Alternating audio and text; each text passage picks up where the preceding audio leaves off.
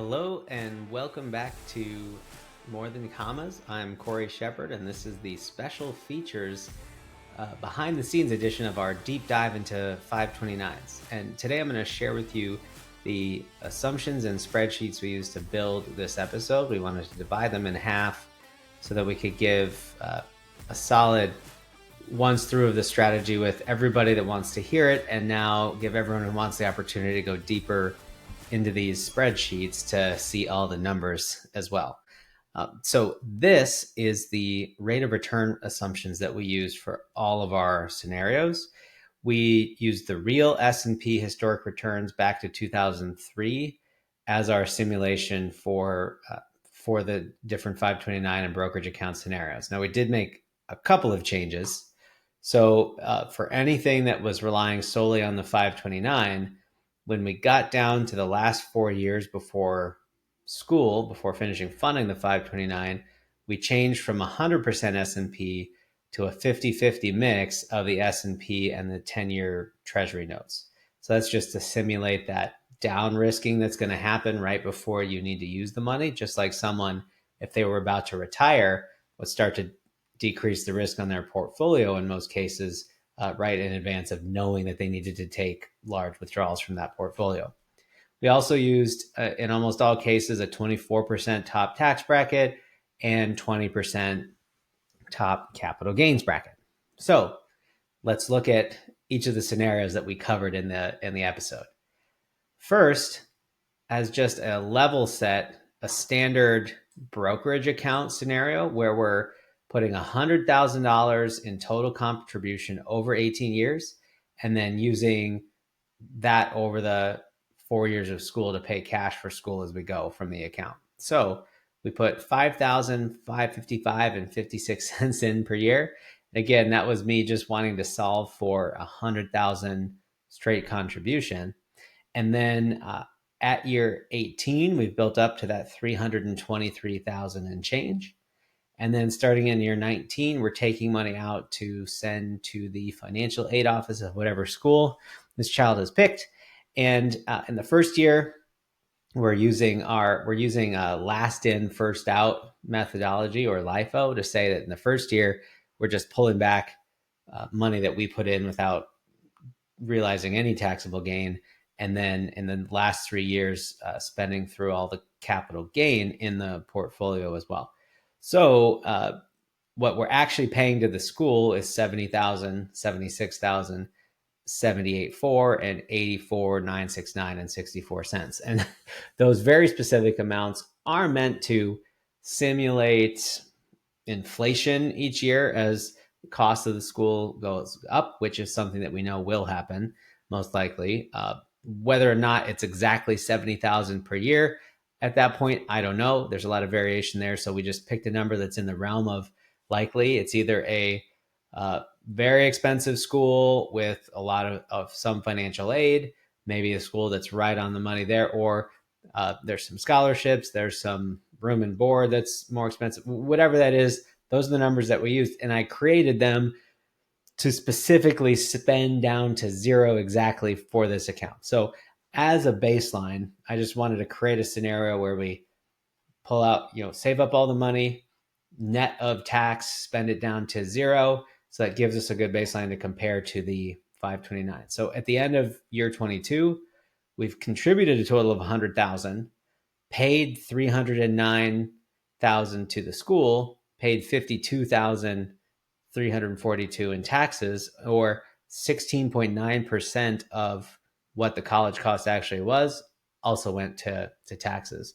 And that's to illustrate that as we come over to the 529 scenario, we don't have to deal with those taxes. And that's the main win proposed for a 529 is, hey, you can put money in here and withdraw it tax-free if you're paying for school. So you have more of the balance of the account going for you towards school, less going to taxes. And that's what we see here.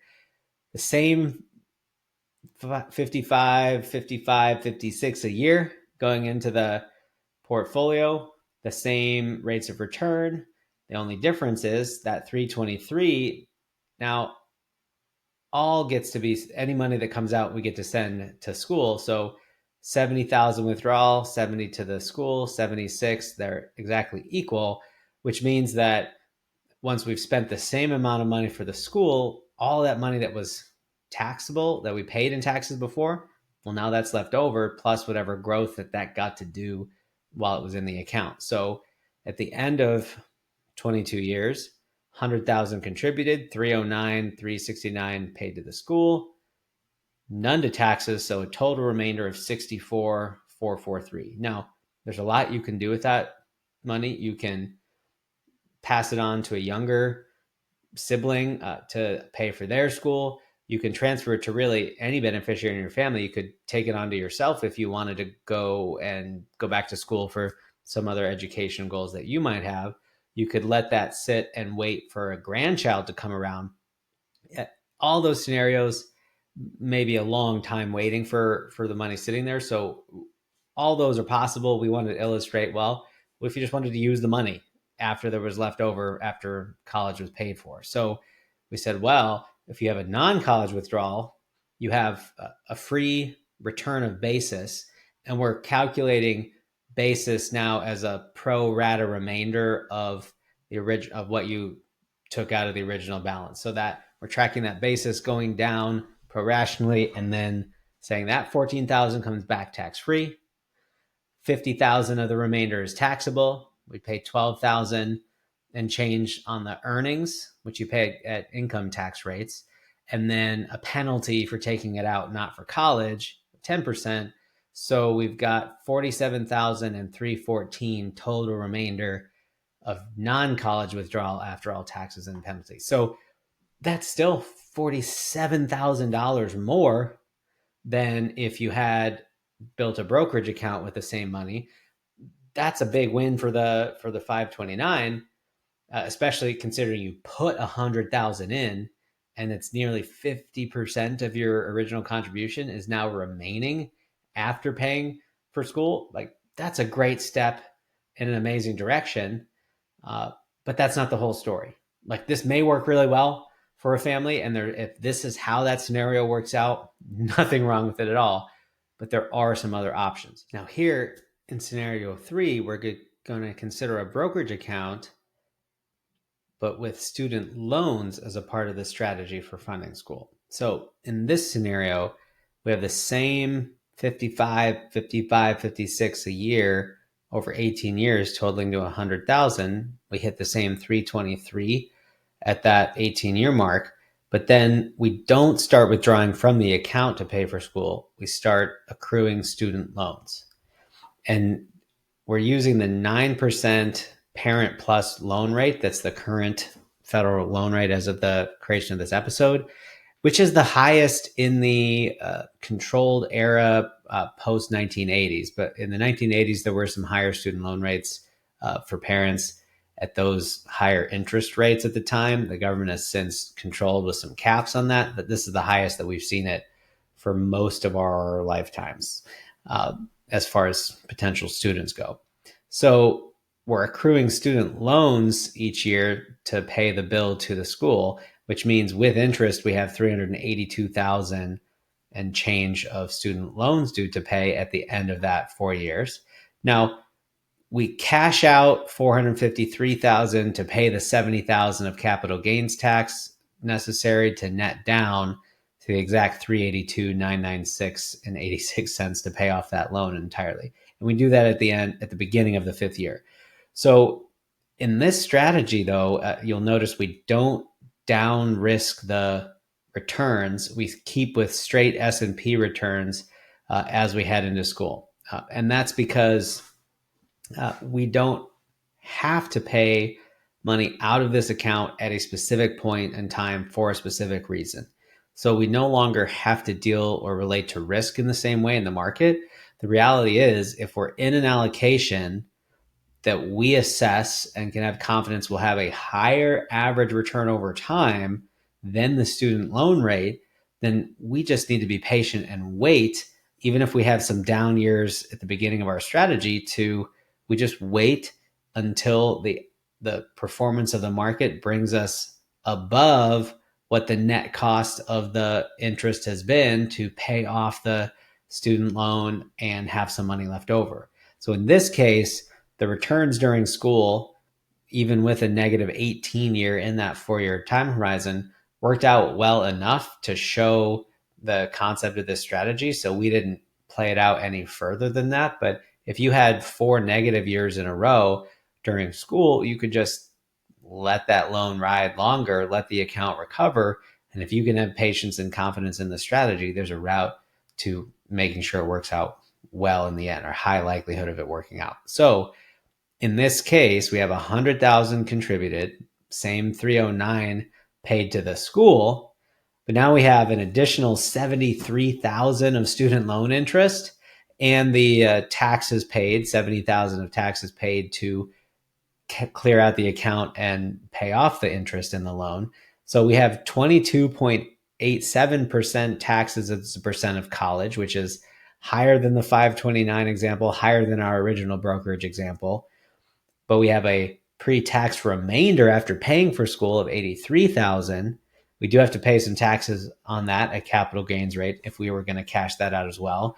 So we have 66,000 of total remainder, which is 40% higher than the 40 something thousand that was remaining in the 529 example. So again, looking at that percentage is important. If we say, 40,000 remaining versus 66, something, it's not that much, but 40% higher than the student loan. And that's using the highest interest rate, 40% higher than the 529 example. And then that's using the highest student loan rates we've seen in a very, very long time. Yes, we're using the highest S&P rates that we've seen in its history over this time period we're using, but we've used that over all the scenarios. So I think that's leveling out really nicely in a really conservative way to show that really good numbers in favor of a 529, and still some ways to make that strategy work out well for a family not using the 529. This episode of More Than Commas is brought to you by Sound Financial Group, where we help families and business owners build and protect wealth through clear, long-term financial strategies. Whether it's retirement planning, investment management, or navigating your overall financial strategy, we're here to help guide you every step of the way. To learn more about how we can help you secure your financial future, visit sfgway.com. You can run retirement calculations and download content to read in your own time. Now we're going to look at a scenario where the 529 actually plays very well, and that's with a state income tax deduction. So I picked South Carolina as our case study because it meets all of our requirements. One, you're a state with a state income tax. Number two, you have a 529 program. And three, you allow the deduction of 529 contributions against the state income tax and allow enough of a deduction that it makes sense. Some states have all of those things, except they cap the deduction at a very, very low amount, so it has diminishing returns. In this case, we've got 6.3% of our 56 deducted and put into a side account where we're investing at the same annual S&P rates as all the other growth that we've done in all these scenarios. Now that's the important piece, because the 350 by itself, or of the 100,000 we put in, 6,300 over the 18 years is not a huge amount of savings. But if actually invested and compounded at these S&P rates, then by the time we've paid for school out of the 529 and we have a little bit left over, or 56,000, not nothing at all, we also have 28,867 left over to add to our remainder. So in this case, 100,000 contributed, same 309, 369 paid to the school, no taxes paid, total of 56,000 in remainder. But we also have 28,000 in remainder that's taxed a bit differently when we're pulling it out for non-college withdrawal. So as we look here at the non-college withdrawal numbers, same 14,000 return of basis, 42,000 of taxable earnings. We're paying 12,700 on that. We're paying 4,200 of penalty on the 529 earnings. But then we also have that side account of 28,000 we're only paying $18,000 of tax on that gain. So we have a total of $49,000 left over for, again, non-college withdrawal. So that's a scenario where a 529 definitely gets an extra advantage if you're in a state with an income tax that allows that deduction and you actually save into an investment account the money that was your tax savings. Next, we're going to look at a 529 with financial turbulence in year 18. So in this example, it's life not working out how we've expected. And all the other examples so far were putting a plan together and seeing what happens when life follows nicely with that plan. But what if the world gives us some surprises? So in this case, in year 18, some financial event hits the family, some life event hits the family that has financial repercussions, and they need to use that money for something other than school. Now, in that case, for a non-college withdrawal, we have 100,000 basis that we get returned tax and penalty free. 223 is taxable, so we pay 71,000 of tax on those earnings. And at a 32% bracket, because we're assuming with that big of a taxable income withdrawal in 1 year, we will bump up to a higher tax bracket than the 24% we've been using. And a $22,000 penalty on that withdrawal. So our net liquid in the 529, if we need to use it not for school, is 229,000 and change, or 71% net liquid in that account. Now, as an alternative, if this was a brokerage account, we'd still have 100,000 return of basis. We'd have 223,000 taxable still, but that would be taxed as capital gains with no penalty. So we'd have 278,000 net liquid, or 86% of the account net liquid, a nice advantage over the 71. And of course, our other alternative is similar to the student loan scenario. Because this is a brokerage, if we used a brokerage account, this account could have a securities-backed line of credit attached to it, allowing tax-free liquidity on the money so that we could actually get more available funds over time without paying the capital gains tax and potentially any other kicker taxes that might come in as you're making a big withdrawal. And like some states have additional taxes. Like I know a lot of listeners in Washington State might have been saying this whole time, what about our new 7% capital gains tax? Yes, there's all kinds of other variables that are going to come into play here. And something like a securities-backed line of credit just minimizes the triggering of all those other variables if we need a large amount of that money in a short amount of time.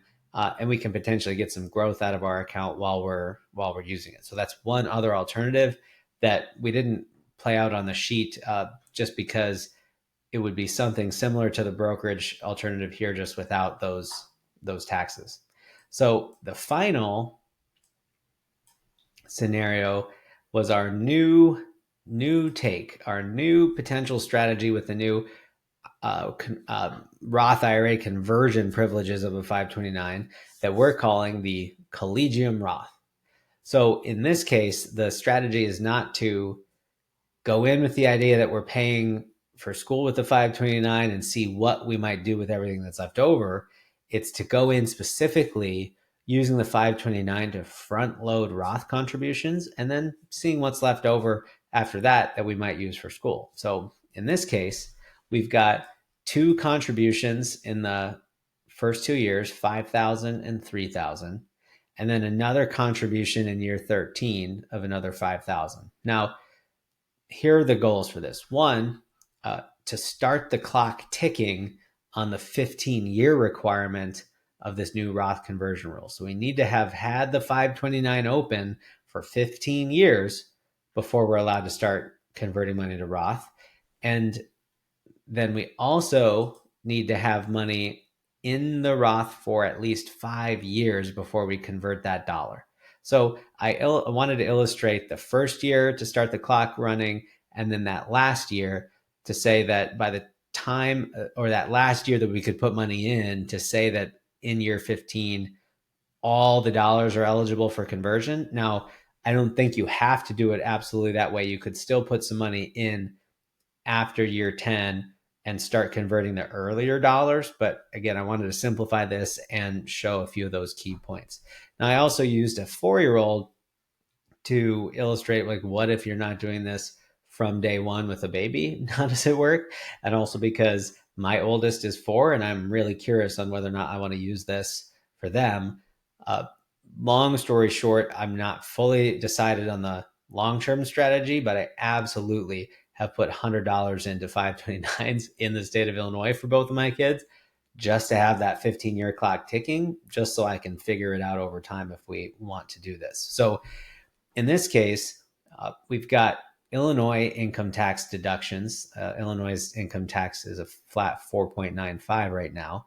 So we have those income tax deductions for these contributions, and we're cumulatively investing and compounding at the S&P rates we've been using. And the goal of these few contributions is to hit a target where we can max out the $35,000 lifetime Roth conversion max with as little left over as possible. So a couple contributions in the early years, measuring as you go down the line, seeing how we're doing, and making another contribution later to try to hit that target exactly. Now, of course, we didn't in this scenario. So in year 15, we start making those conversions. And I'm just under an assumption that probably the max conversion per year, which is the max contribution limit of that year, is going to be higher than the amount that it is now. It might have rise up to 8,000 by the time we get 15 years down the line. So we do four $8,000 conversions, and then one $3,000 conversion to max out that 35,000 total. And that leaves us with 13,000 left in the account after those conversions, which just follows the market rates of return in the account. And then, maybe a few years later at the end of college, we have 16,000 in here that we can use to pay a bill to the school or to pay off some of the student loans that might have been accrued, because there's a lifetime $10,000 limit on paying off student loans. So in any case, we've got a little bit of leftover that could still be used for school, but we've seeded $35,000 of conversions into a Roth, which is at 58,000 here in year 22. And by the time, if no other money went into a Roth and we just compounded that at an average of 8% until this child was 65, then they would hit age 65 with $1.1 million in their Roth. So if, as a parent, your goal is to help your kid in different ways, including pre-funding some of their retirement contributions, helping them get a leg up and get that compounding curve started in their Roth, then the 529 is now a really nice way to do that, or at least we have some options that could work into a family's goals. So hope all of those have been really helpful scenarios for you to see through. If you have any questions, please leave them in the comments below. Would love to dig into this some more if you've got some questions or some other theories about how we could best use a 529.